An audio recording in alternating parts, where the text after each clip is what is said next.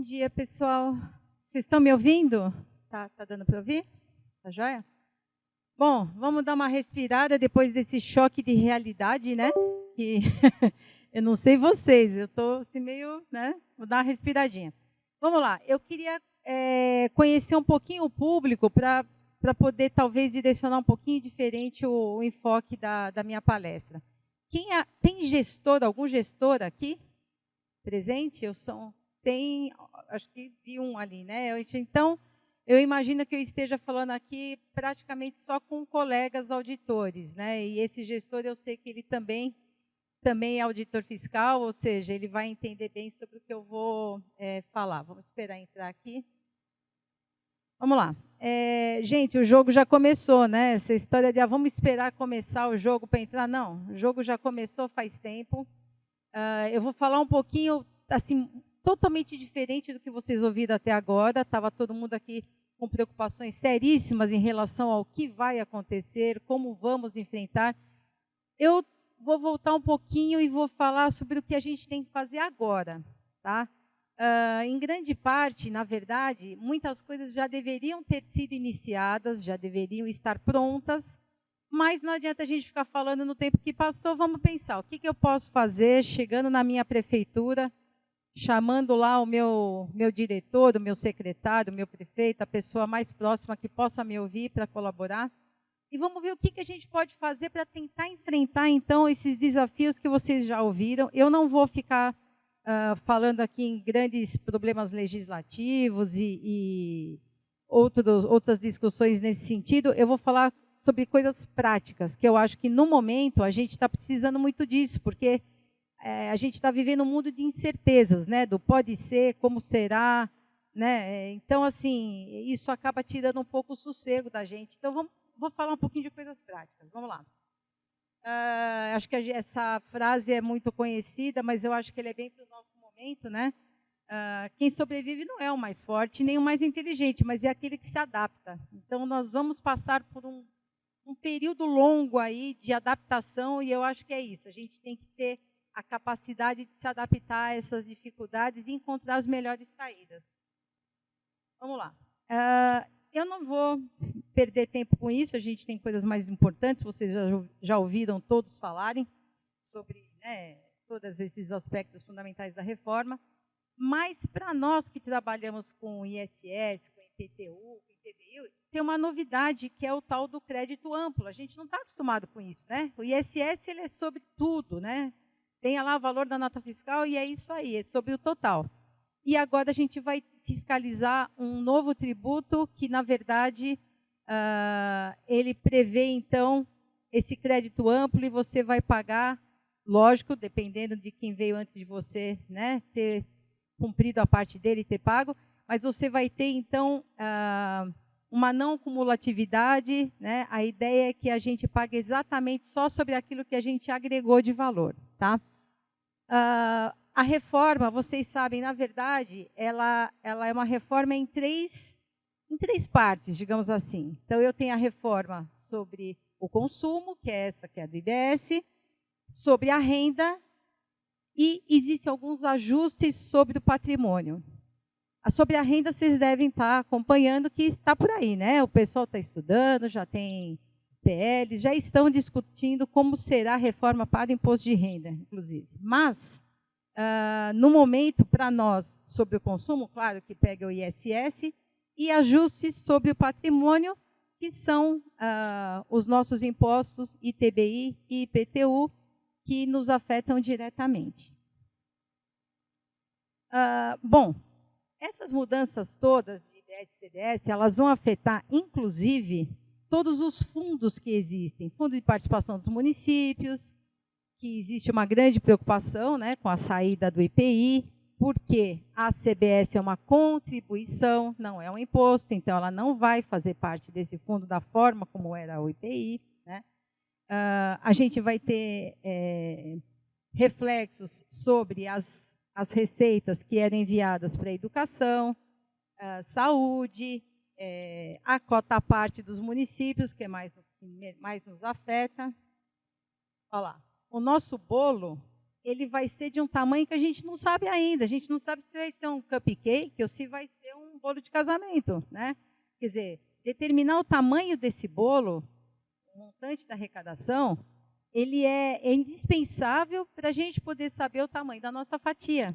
Então, ontem, o Rodrigo Fantinel, para quem assistiu a palestra, ele estava explicando, ele fez um estudo, e tomando por base tão somente a alteração de cota-parte do ICMS para a cota-parte do IBS, porque nós continuaremos a ter direito a uma parte que é do Estado, né, que vai ser repassada para os municípios, lá, os 25% constitucionais, ele vai ser alterado, porque vai ser no consumo, não mais no destino, como era antes.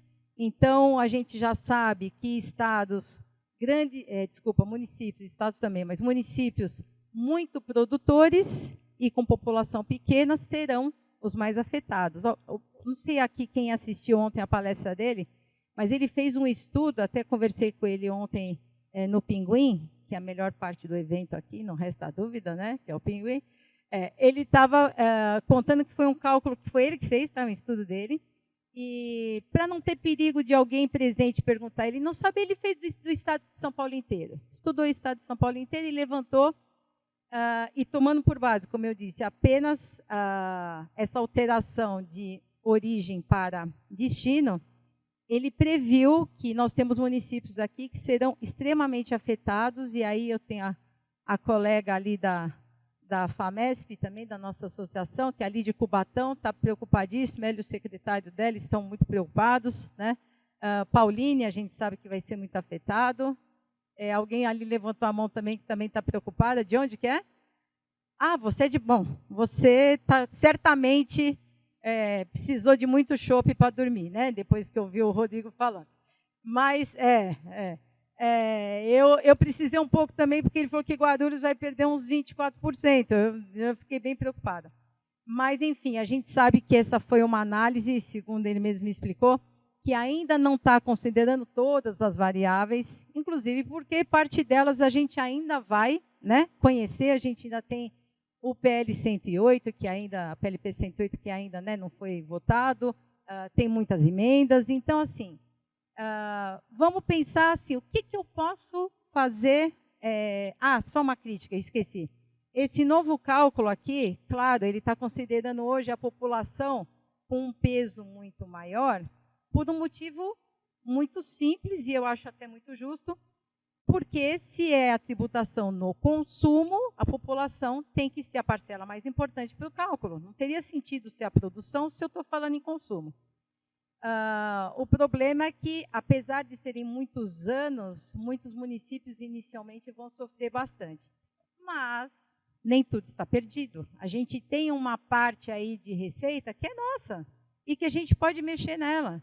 E que quando a gente tem planejamento pessoal capacitado e motivado, e nós vou falar disso depois com detalhe, e a gente tem boa vontade política, apoio, a gente consegue, sim, efeitos muito positivos. Então, a gente vai ter que focar naquilo que é nosso, tá?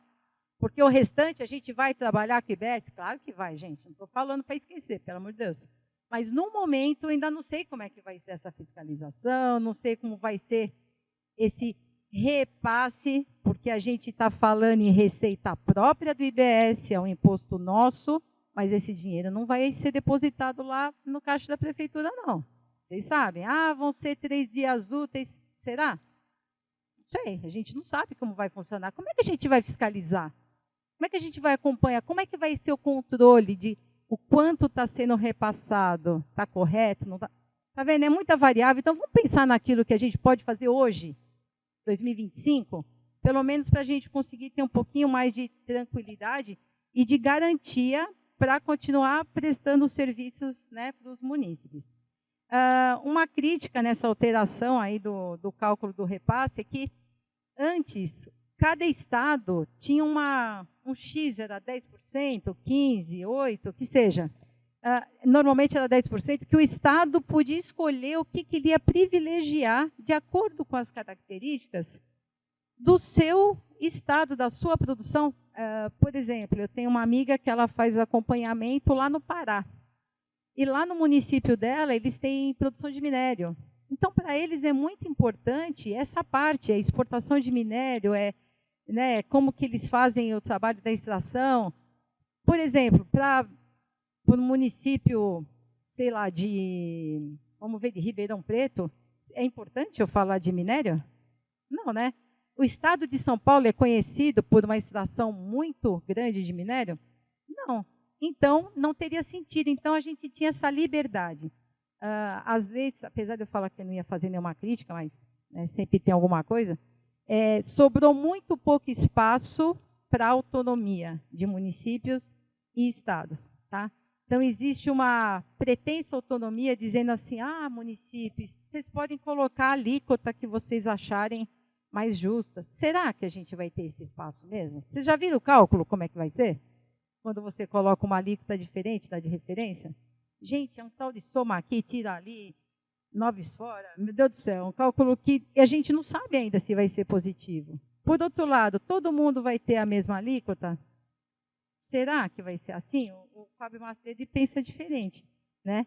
Eu sei que ele já pensa diferente. Então, assim, existem muitas formas de se pensar, mas certeza absoluta a gente só vai ter quando o jogo realmente já estiver lá no segundo tempo, tá?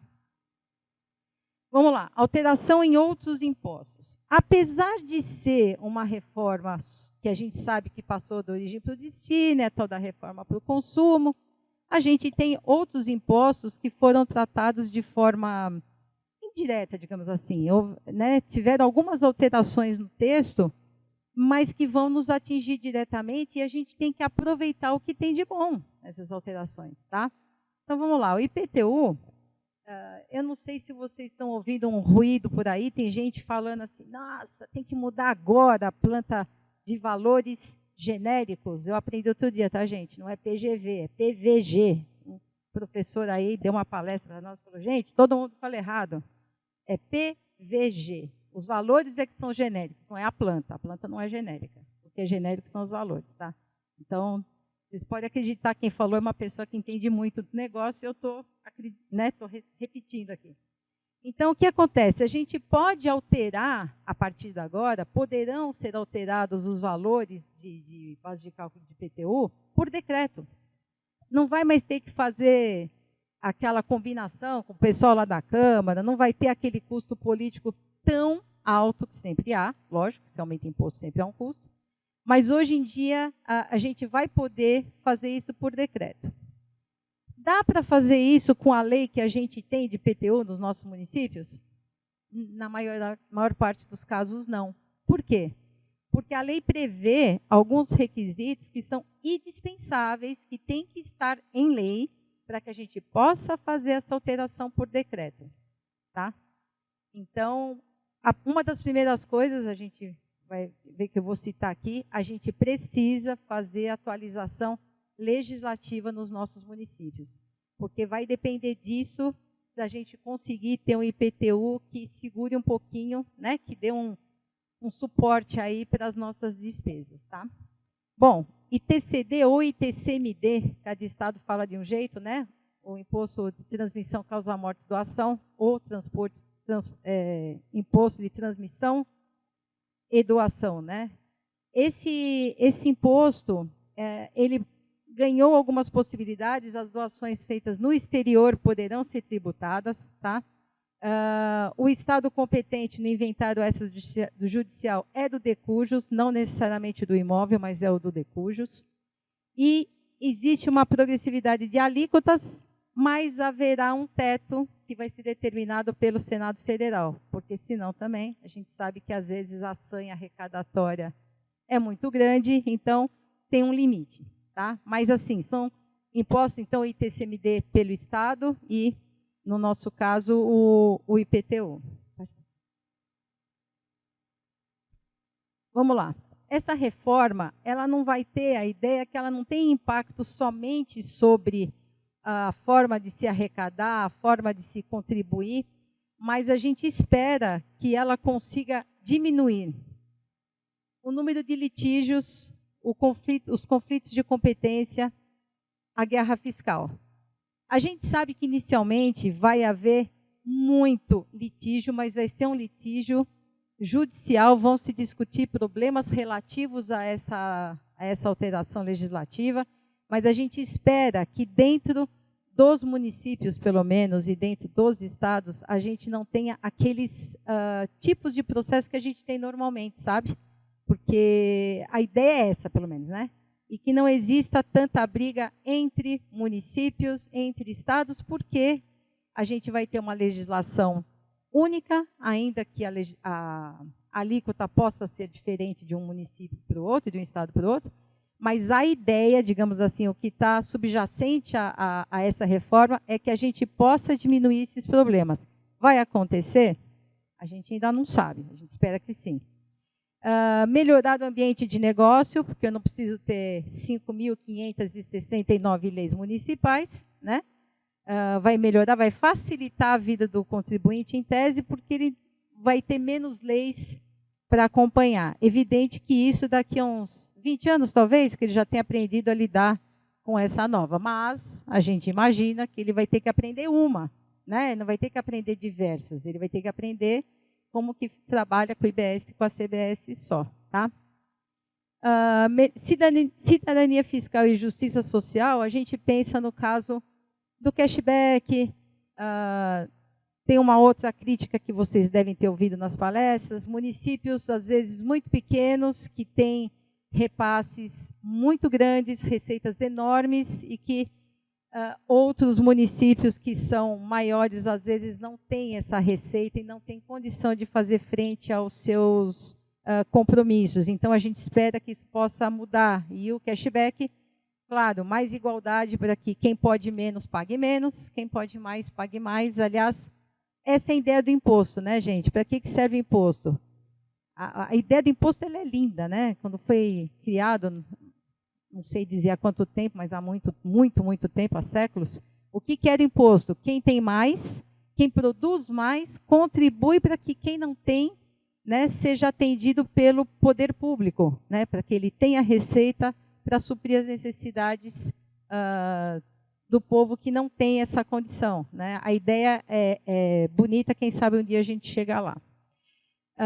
E a complexidade tributária, a ideia é diminuir a complexidade e também fazendo justiça fiscal, faltou um cedilha lá, mas tudo bem, justiça social, justiça fiscal, para quê? Para que a gente tenha essa não cumulatividade, cada um pague realmente sobre aquilo que ela acrescentou, que ela gerou de riqueza, tá? A gente sabe que no ISS a pessoa paga sobre o totalzão e isso vai acabar, né? Não vai ser mais assim, como eu falei, desde que cada empresa seja um fiscal do governo, que eu acho que é bem isso, que é a ideia que está subjacente a essa reforma. Eu não vou comprar de uma empresa que não vai gerar crédito para mim, porque ela não paga, porque ela é inadimplente ou porque ela sonega. Eu não vou querer, né? Eu vou querer uma empresa que me gere o crédito para eu poder ter minimamente um orçamento e falar, bom, eu posso cobrar 20 no meu produto porque eu sei que do imposto que eu vou pagar, eu vou ter um crédito aqui de 20%, então eu consigo saber o meu preço, consigo precificar melhor, né? Então, eu acredito que cada empresa, cada contribuinte vai se tornar um auxiliar do governo, porque vai acabar fazendo uma seleção natural, sabe, gente? O pessoal que é inadimplente, você vai tirando da frente, pelo menos é o que eu tenho ouvido e conversado, que as pessoas falam isso, falam, não, agora eu vou selecionar melhor os meus fornecedores, né? Pelo menos as empresas que são realmente sérias, né, vão trabalhar dessa forma. Vamos lá. Reflexos. Eu não vou falar muito sobre isso, porque ontem vocês já ouviram os positivos e hoje o Fábio Macedo passou para a gente os reflexos negativos, e tem muita coisa que a gente sabe realmente que vai ser muito difícil. E o mais positivo, né, que eu acho, é a não cumulatividade e a diminuição de obrigações acessórias. O problema é a gente chegar lá, talvez em 33, a situação esteja um pouquinho mais estável, né? Porque até final de 32 estamos com 2 sistemas ao mesmo tempo, vai ser uma fase dificílima. Eu não invejo os contadores, sinceramente, eu acho que escritórios de contabilidade vão sofrer muito. mas eu acho que depois vai ficar mais fácil. A ideia era essa, diminuir o número de legislações esparsas e ter menos obrigações acessórias, porque vai ser uma anotação onde já vão sair todos os tributos, né? Vamos lá, agora chegamos onde eu queria, isso foi só um preâmbulo. O que a gente faz, hein, antes de implantar diretamente a reforma? O que a gente pode fazer nesse período? Olha lá. O que nós vamos fazer, gente? Nós vamos trocar pneu com o carro andando. É isso. Porque alguém aqui vai poder parar? Não, eu vou parar o meu ISS, meu IPTU e vou trabalhar só com a reforma. Não. Então é isso aí. Ó. Aqui vocês já tiraram um, já estão trocando o outro, nós vamos ter que fazer isso, tá? Pode passar, linha do tempo, vocês estão carecas de ouvir, não vou repetir, não tem necessidade. Vamos lá. Agora, isso aqui, é sobre isso que eu queria falar e é aqui que eu vou me demorar um pouco mais. Eu contava muito com a palestra do Rodrigo ontem, que eu falei, ele vai dar aquela palestra que ele vai falar como que ele aumentou a receita em Porto Alegre. Quem teve a oportunidade e se deleitou com a palestra dele ontem, foi muito emocionante até, viu que não foi sobre isso que ele falou de forma direta, mas indiretamente ele falou uma coisa ontem que ficou aqui, eu falei, ajudou na minha palestra, hein? Qualquer resultado que a gente queira aqui para trabalhar essa parte, principalmente, isso aqui, gente, ó, receita.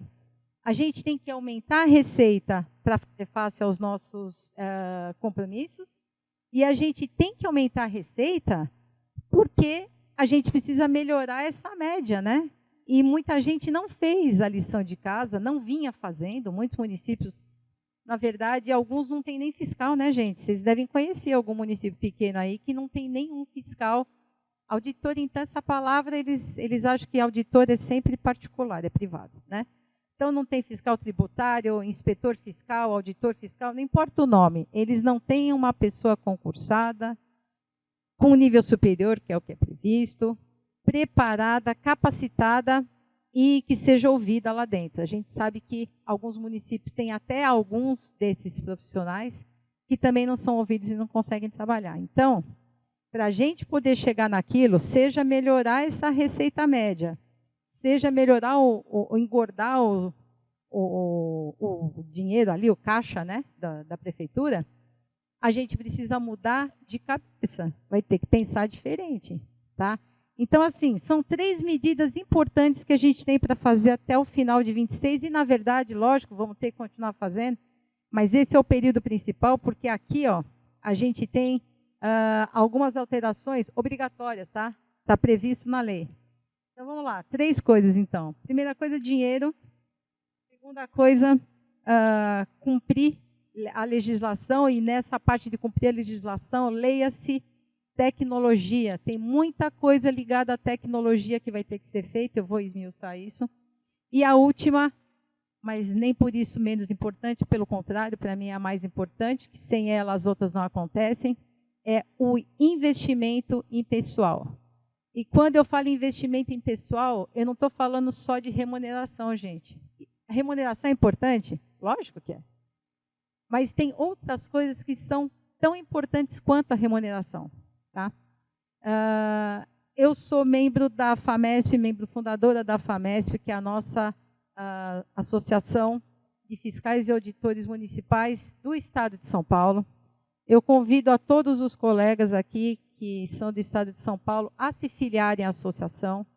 Quanto maior a diversidade, né, de municípios envolvida fazendo parte, melhor será, porque a gente vai ter ideias diferentes, realidades diferentes ali. Então, eu peço para vocês, entrem, conheçam, conversem. Olha, o nosso presidente também está presente aqui, o Edelcino Vergara está aqui. A gente tem, está aqui, opa, falei ali, está aqui. A gente tem outros membros, tantos que estão espalhados aqui pelo auditório. E é muito importante, sobretudo para quem não tem uma associação em seu município, que entre, se filie, conheça e saiba que a gente tem uma associação que trabalha pela gente, tá? Que está dando um respaldo jurídico, um respaldo técnico. Nós temos pessoas da FAMESP que estão participando, e aí eu vou tocar num ponto importante, estão participando dos estudos dos grupos de trabalho do CETAT. Vocês sabem o que é CETAT? Vamos lá. Vocês deveriam saber, deveriam estar trabalhando lá, e eu vou dizer por quê. CETAT é o Conselho Técnico das Administrações Tributárias, que congregam pessoas, auditores do Brasil inteiro. São 14 grupos de trabalho. O 14º, na verdade, é de procuradores, tá? É um fórum de procuradores, que é muito bom, porque dá um embasamento legal para a gente. E esses grupos de trabalho estão aceitando ainda, vocês podem entrar no CETAT, é só jogar lá, CNM CETAT, tem o link, podem pedir para mim, depois eu vou deixar os meus contatos, eu passo para vocês, eles estão aceitando ainda membros para participarem. E aí, cada um, dentro do seu perfil, escolhe um grupo ou dois e participe, gente. Quando vocês estiverem lá dentro, vocês vão conhecer realidades muito diferentes do município de vocês, tá? Eu conheci gente de município grande, de município pequenininho, conheço gente da área de informática, conheço gente da área do direito. É muito interessante, é muito produtivo. Eu aprendi muito, tá, participando. Obviamente não é remunerado, né? Mas o que a gente faz lá é participar de reuniões virtuais, escrever artigos, escrever notas técnicas. Se vocês entrarem no portal da CNM, já tem, eu acho que 5 ou 6 notas técnicas. Eu sou coordenadora adjunta de um dos grupos, que trata da parte dos repasses constitucionais.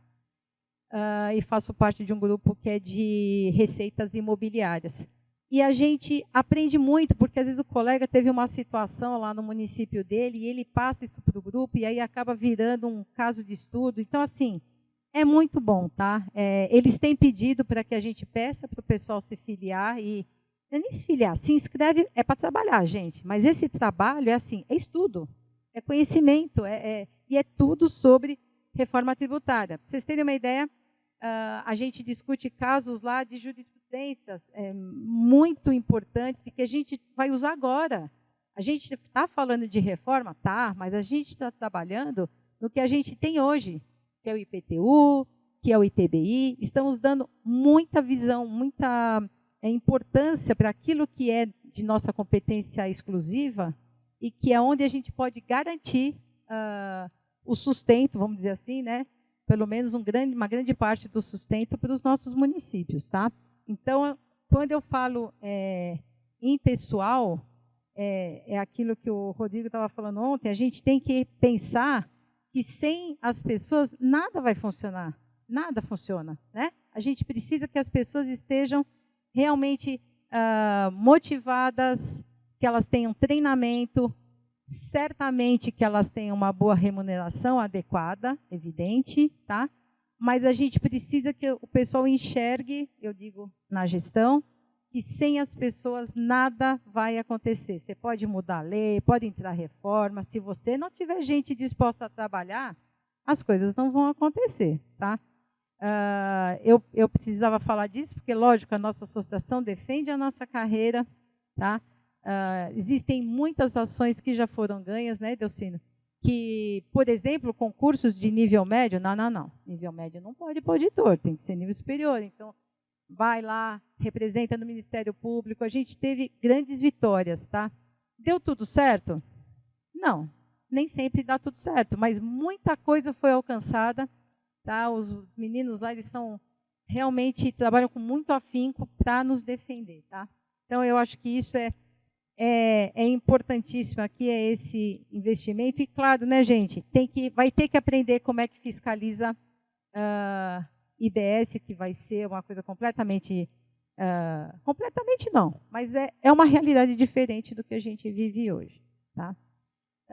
Participando de um congresso em Blumenau, um fiscal do Estado estava sentado lá com a gente, porque lá não tem o Pinguim, mas lá tem o centro, né, que também tem o shopping, todo lugar tem um shopping. Né? E aí, nessa hora que a conversa fica boa, né? E ele estava dizendo o seguinte, ele falou, olha, nós fiscais do Estado, nós estamos com medo, porque nós estamos acostumados em olhar estoque. Se o cara comprou 10 de estoque e saiu 2, ele tem que ter vendido 8. Cadê? Cadê o estoque? Onde é que está? Né? Então, eles estão acostumados com materialidade. E os fiscais municipais, os auditores municipais, a gente muitas vezes não tem materialidade nenhuma, gente. Está lá na cabeça, o cara prestou um serviço de software, ele montou um software para aquela empresa específica, ele fez deu uma consultoria. Como é que você sabe quanto que o cara gastou, quanto custou? Como é que você sabe o custo dessa empresa? Eles não têm esse conhecimento. Então, ele é uma pessoa que está trabalhando no pré-comitê gestor. Infelizmente, esqueci o nome dele agora. Estou vendo ele na minha frente, esqueci o nome dele. Trabalha em Florianópolis. E ele disse o seguinte: nós temos muito para aprender com vocês. Então, voltando à fala que eu falei lá na abertura, que eu não sabia nem que eu ia falar na abertura, então foi uma coisa assim de improviso, mas eu falei uma coisa que está na minha cabeça. Gente, os auditores municipais têm que assumir o seu protagonismo. Nós estamos ali, ó, o mercado, né? O supermercado, a cabeleireira, a concessionária de veículos, todos eles estão no município, e é lá que a gente está. Então, a gente vai estar muito mais perto dessa tributação do consumo, né, onde ela vai acontecer, mas para isso a gente tem que ter preparo e a gente tem que cobrar, tá? Cobrar muito dos nossos gestores que nos apoiem nesse sentido, forneçam treinamento, mas tem uma coisa que é nossa, gente, estudar é de vocês, é de cada um de nós. Estudar, se preparar para entender esse mundo novo e que eu falei, tentar ajudar no que for possível no momento. Então, vamos lá. Não, pode voltar. A melhoria, o incremento da receita. Existem várias possibilidades, tá, gente? A gente tem hoje, vocês vão ouvir, se eu não me engano, é o Francisco Mangieri que vai falar, e ele vai falar um pouco sobre isso, eu não sei qual que é o enfoque dele, mas, enfim, algum município aqui tem contribuição de melhoria? Nossa, todos esses? Caramba, difícil, né? Vocês sabiam que na Constituição está dizendo que a gente pode instituir a contribuição de melhoria, e deve, inclusive. É o tributo mais justo, gente, não sou eu que estou dizendo não, tá? Estou repetindo aqui, é o tributo mais justo, porque você tem uma valorização do seu patrimônio e todo mundo contribuiu para essa valorização no município, não é isso? Com seus impostos. Então, a gente tem que instituir uma contribuição de melhoria. Por exemplo, a gente tem que rever planta de valores genéricos, tem que rever alíquota de IPTU, por que não? As isenções todas que o pessoal tem, será que tem que ter tanta isenção assim? Será que é justo, né? Principalmente nesse momento? A gente tem que, além disso, a gente tem que melhorar as nossas leis e a gente tem que seguir as alterações legislativas. Gente, tem muita jurisprudência hoje, as alterações jurídicas. A gente tem muita jurisprudência hoje que nos apoia. E TBI aí você tem o tema 796, tema 1113. Gente, vamos ler, por isso que eu estou falando, é muito bom, entra lá eu falo da CNM que é o que eu conheço, tá, gente? Tem as notas técnicas com muitas alterações recentes, vocês vão ler e vão falar, nossa, eu não sabia que eu podia lançar isso aqui, eu não sabia que eu podia fazer desse jeito. Tem muita coisa que já pode ser feita e que vocês vão melhorar muito, vão incrementar a receita de vocês com coisas simples, tá? Sem aumentar imposto, mas diminuindo a inadimplência. E aí vocês vão ouvir outras pessoas vão falar sobre isso, sobre quando você faz aqueles acordos, né? Você pode tentar cobrar essas judicialmente. Existem formas de você recuperar o crédito, existem avisos, né? O Rodrigo falou que eles mandam pelo WhatsApp, ó, teu IPTU vence amanhã, aí depois, ó, teu IPTU venceu ontem, né? Você vai lembrando, tem gente que não paga, gente, porque esquece mesmo, por incrível que pareça, tem, né? E existem, então, muitas medidas de ordem prática para melhorar essa arrecadação. Não adianta que eu ficar discorrendo sobre elas, porque cada município tem uma realidade. Tem município que já faz algumas, não faz outras, não é isso? E vocês vão ouvir do Mangieri, ele vai falar bem sobre isso, algumas estratégias para melhorar a arrecadação, tá? Cadastro, vamos lá. A adesão à nota fiscal nacional, vocês já sabem que ela precisa ser feita, ainda que vocês mantenham os emissores de nota de vocês, mas vocês têm que ter o layout dessa nota para poder alimentar o repositório, porque quem não estiver de acordo não ficará, né, com bloqueadas as transferências voluntárias, tá? Então, assim, algumas obrigações, e aí sim, essas eu coloquei a legislação para vocês olharem depois e falarem, aqui, ó, senhor secretário, a gente tem que fazer isso aqui, senão a gente vai ter problema. Outra coisa é a adesão ao Sinter, ao CIB, né? É o que a gente precisa estar com os nossos imóveis ali naquele cadastro brasileiro, para que a gente seja enxergado pela União, tá? Tem, como um todo, a gente tem que ter o nosso georreferenciamento. O ideal é ter um cadastro multifinalitário, mas desde que você tenha um georreferenciamento já ajuda, né? Existem pessoas especializadas nisso, inclusive no CETAT, e se vocês entrarem em contato, vocês vão ver, a gente tem lá o GT1, que é de receitas imobiliárias.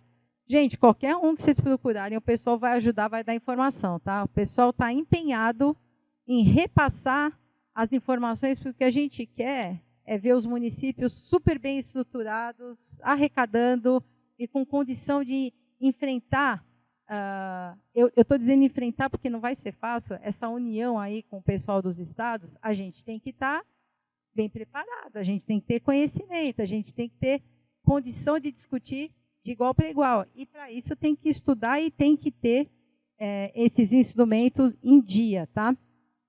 Então, ali é a legislação que tem que seguir. E aqui, ó, essa escola virtual do governo, ela tem muitas informações sobre esse cadastro. Eu acho interessante que vocês vejam. Inclusive, eles ensinam como você faz avaliações. Não é essa avaliação de mercado que se aprende, que existem cursos específicos, inclusive até para pessoal que não é fiscal.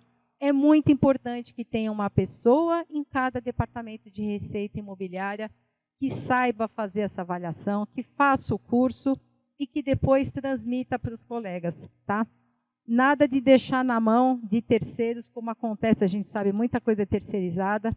Eu entendo que o ideal é a gente ter o nosso pessoal trabalhando e cumprindo a sua função com conhecimento, com maestria. E é isso aí, é de graça, tá, gente? Esse curso aí, por exemplo, ali eles dão todas as informações, é tudo gratuito. Tem muita coisa gratuita hoje. Uma coisa que eu esqueci de falar aqui antes, que ainda bem que ele não tirou.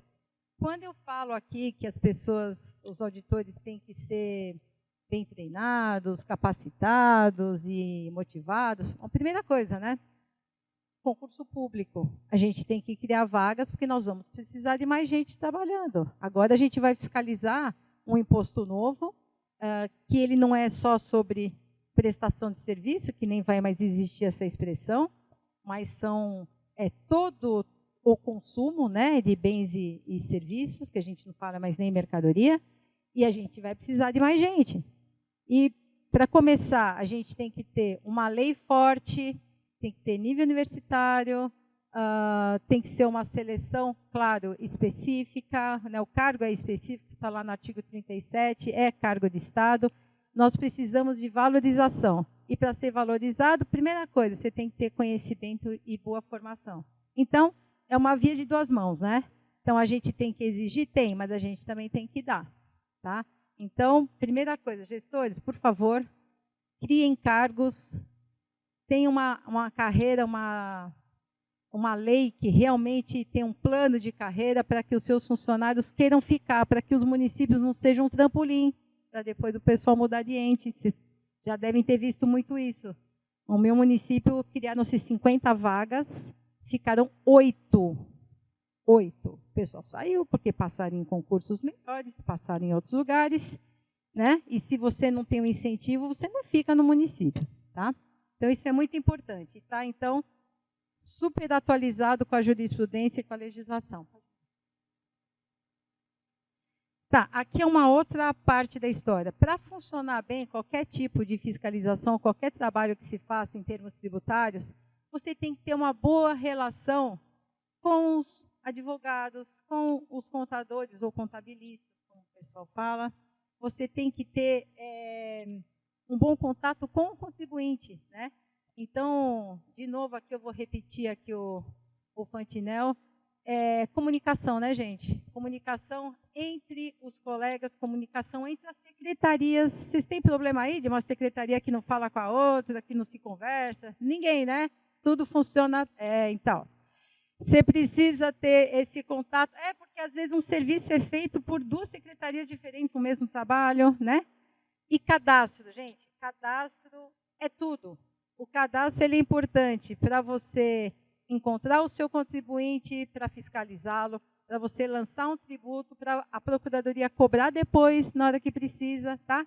Cadastro é tudo, cadastro é a base. Eu não trabalho no cadastro, não estou defendendo aqui por isso, mas eu entendo que não existe uma cobrança bem feita, um lançamento bem feito, se eu não tiver um bom cadastro. Porque se o sujeito passivo não estiver devidamente identificado, esse meu lançamento cai por terra, tá? Então, super importante. Pode passar? É isso. Então, olha, a gente sabe que muitos de nós aqui já tem mais tempo de prefeitura, de trabalho, do que de tempo para ficar. Então, muitos de nós não veremos o que será 33, né? Não veremos porque estaremos, né, no Caribe, na praia, estaremos tomando chopp, estaremos passeando em Ribeirão para ir no Pinguim, né? Então, assim, a gente sabe que não vai, mas é isso aí, ó. Quem planta tamareira não colhe tâmaras. Mas se a gente pensar assim, ninguém nunca vai colher, né? Porque o mais importante não é o fruto que você colhe, mas é a semente que você planta. Você vai colher ou não, o importante é que você deixou a tua semente lá. Então, por favor, gente, não desistam, não fiquem com medo e chamem os seus colegas para irem para a FAMESP, para aderirem ao CETAT, para trabalhar, para estudar com eles. E eu espero que todos vocês tenham conseguido aprender o tanto que eu aprendi nesses 2 dias aqui e que seja um sucesso.